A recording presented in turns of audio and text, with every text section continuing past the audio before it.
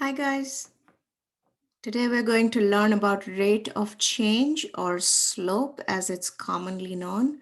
We're going to do this in two parts because there is so much to learn. So the first thing you have to ask yourself is what is slope?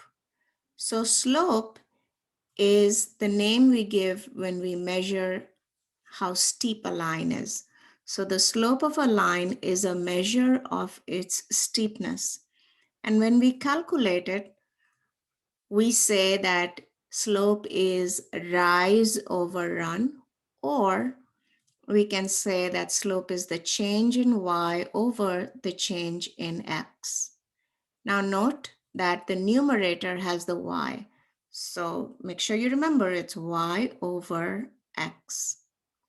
Now, what does it mean to be steep? So I have some pictures of some mountains, and obviously the mountain that is steep, you can see you don't want to ski down that mountain. It is very, very steep. However, the green one is not as steep. So that's what steep means. And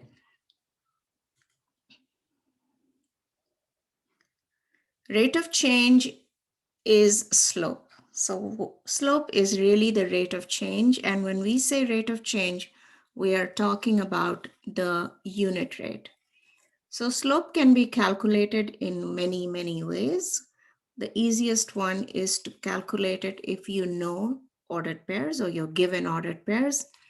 And if you have ordered pairs, you can probably do it from a graph.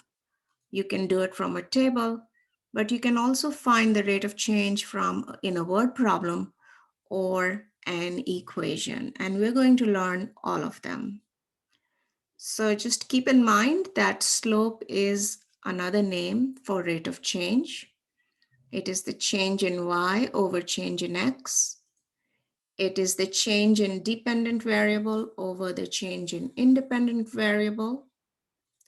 Vertical change over horizontal change, and commonly known as rise over run. So let's do some calculations. Let's say you have to find the slope and points are given. So let's say there are 2 points. The first point has an x and a y value. We'll call that x1, y1. And there's another point which also has an xy value. We'll call that x2, y2. And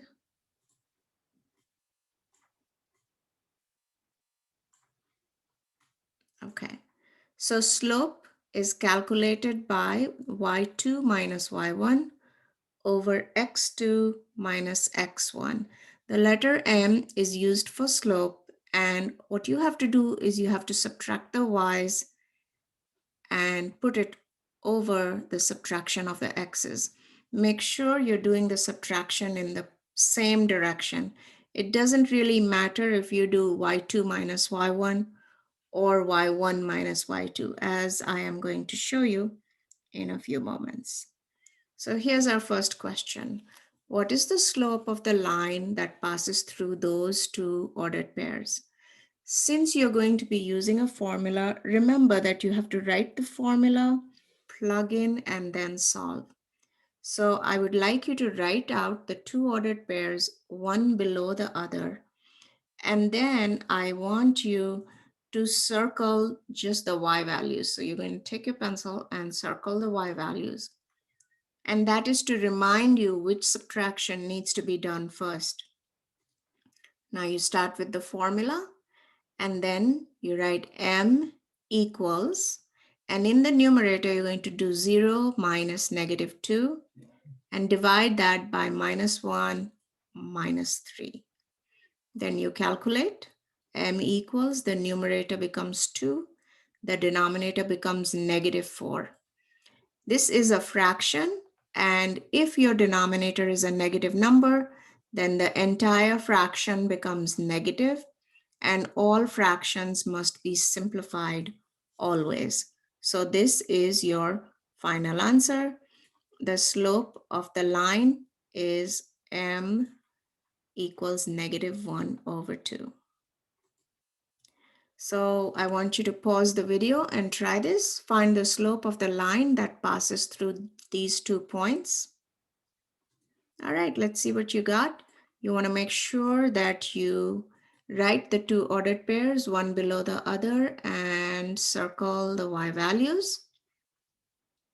You're going to start off by writing the formula, and then we're going to subtract the y values on the top.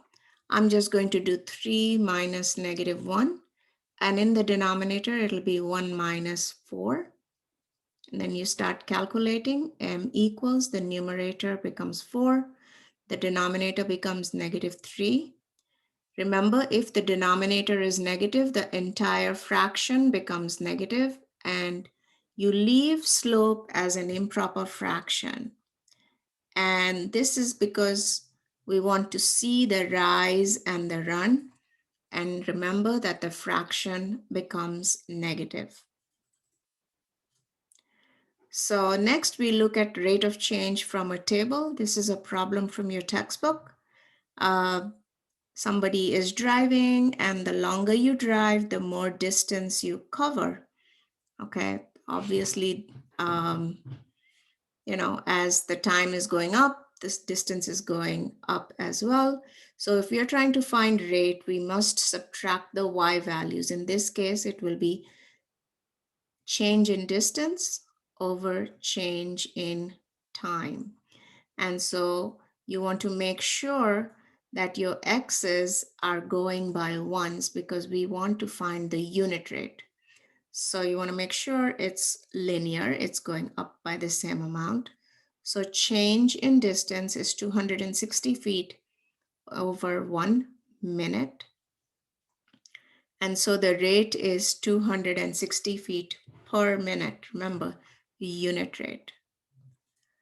The next one, this is a little bit tricky, but not all that difficult. This is where we are going to use slope is equal to rise over run. So the steps are, you want to make sure that you select 2 whole number points. That means we're going to exactly where the grids intersect. Move from the left point to the right point, and I'll show you that in a moment. You want to do your vertical movement first, which is the rise, and then the horizontal movement. So what is the slope of this line? So you can sketch it in your notebooks. I'm going to show you both of them. Let's put it down here. So in A, I'm going to move from this point on the left to this point on the right. So we're going to move the vertical first. So it's up 2, and it's over. You can see that it's going to be over.